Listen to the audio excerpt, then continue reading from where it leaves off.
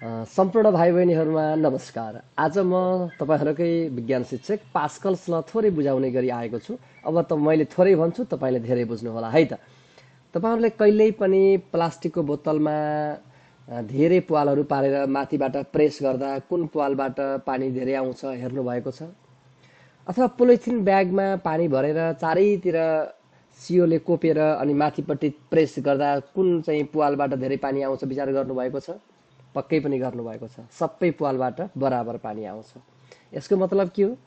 कुनै पनि भाँडोमा, बन्द भाँडोमा राखिएको लिक्विडमा कुनै एक ठाउँमा प्रेसर दियो भने त्यो प्रेसर चारैतिर बराबर रूपमा लम्ब रूपले प्रसारण हुन्छ। भनेको मतलब liquid transmits pressure equally and perpendicularly in all direction when pressure is applied at a point on a liquid kept in a closed container. कुनै पनि क्लोज्ड कन्टेनरमा कुनै लिक्विड भरिएको छ र त्यहाँ कुनै एक ठाउँमा प्रेसर दियो भने त्यो प्रेसर त्यो भाँडोको चारैतिर परपेन्डिकुलरली के हुन्छ? ट्रान्समिट हुन्छ। यसलाई पास्कल्स ल भनेर भनिन्छ।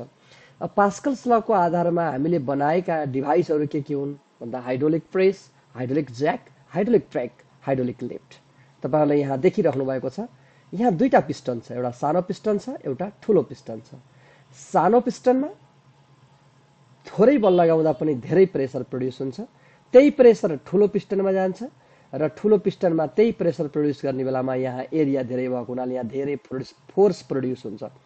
सानो पिस्टन र ठूलो पिस्टन दुईटैमा प्रेसर इक्वल हुन्छ।